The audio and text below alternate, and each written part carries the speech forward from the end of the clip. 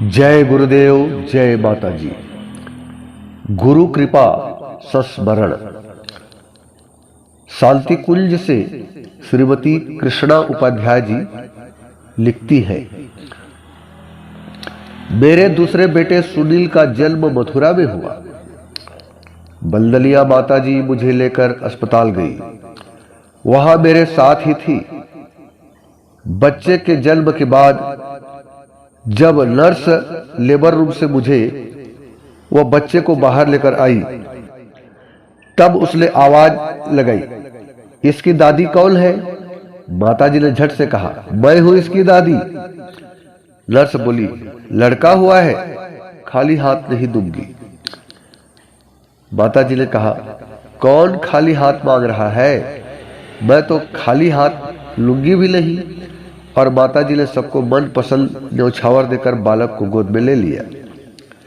स्वयं जगत जननी के हाथ से न्यौछावर पाकर पता नहीं न्यौछावर पाने वाले ने अपने भाग्य को सराहा या नहीं, किंतु मेरी आंखों में उस समय कृतज्ञता के आंसू थे। मैंने अपने बच्चे के भाग्य की सराहना की कि जाने किस पुण्य से यह शुभ घड़ी मिली थी जो मेरे बच्चे को स्वयं जगत माता अपनी गोद में खिला रही है। उसके बाद भी वे सुबह शाम दोनों समय दूध लेकर स्वयं रिक्शे से अस्पताल आती। मुझे और बच्चों को दूध पिलाकर हम दोनों को संभाल कर जाती और बार बार कहती, छोरी तू दूध पीने के लिए संकोच मत करना, जितना पियोगी उतना दूध बढ़ा दूंगी, बिल्कुल भी परेशान मत होना। तपोभूमि आने के बाद भी घिया मंडी से दूध भेजती, वह प्रसूता को ही पिलाने का निर्देश देती। इस प्यार में कायल होकर ही बालक उनके अपने हुए। इतना बड़ा संगठन इसी प्यार के सहारे उन्होंने विनिर्मित किया। आज भी सोचती हूँ तो लगता है निश्चित ही हमारी कोई पूर्व जन्म की तपस्या होगी जिससे हमें ऐसे माता पिता मिले। उन्होंने बहुत बहुत प्यार दिया। जब भी उन पलों को याद आती है तो आंखें सजल हो जाती है। जय गुरुदेव, जय माता जी। दूसरा संस्मरण, गुरु कृपा। यह मेरी बेटी नहीं बेटा है। शांति कुंज से श्रीमती सावित्री गुप्ता लिखती है, अखंड ज्योति पत्रिका के माध्यम से हम लोग पूज्य गुरुदेव से जुड़े। यह पत्रिका हमारे यहाँ हमारा धोबी लाकर देता था। लेख बहुत पसंद आए। पत्रिका में पता लिखा था सो मथुरा पत्र डाल दिया। तत्काल जवाब आया। वह सिलसिला चलता रहा। हर हफ्ते पूज्यवर के पत्र आ जाते, जवाब हम भी लिखते रहे।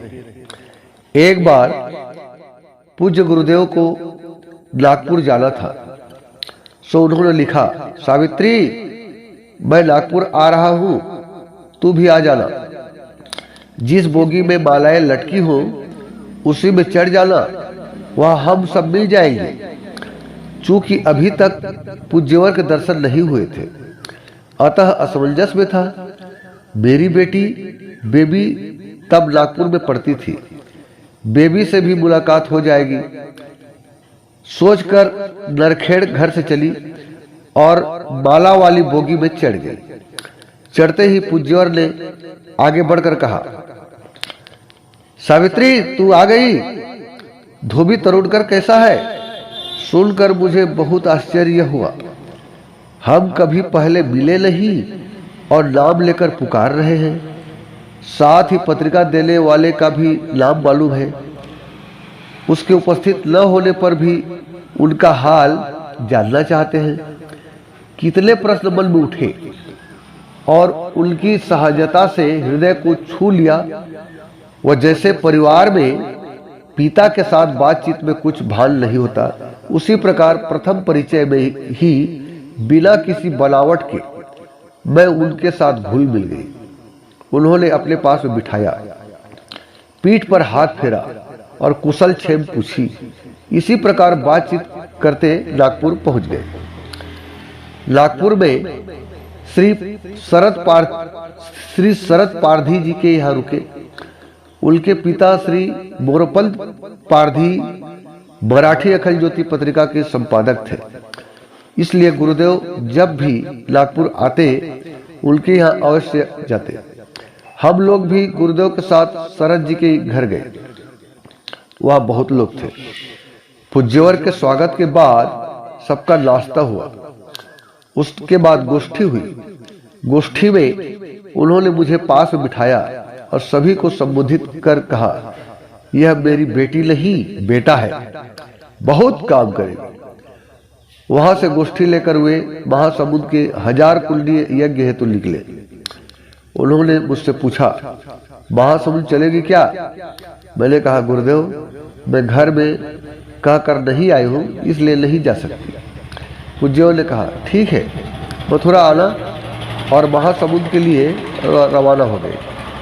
जब मैं शांति कुंज आ गई तब तो उनका प्यार, आशीर्वाद और संरक्षण पाकर हम निहाल ही हो गए।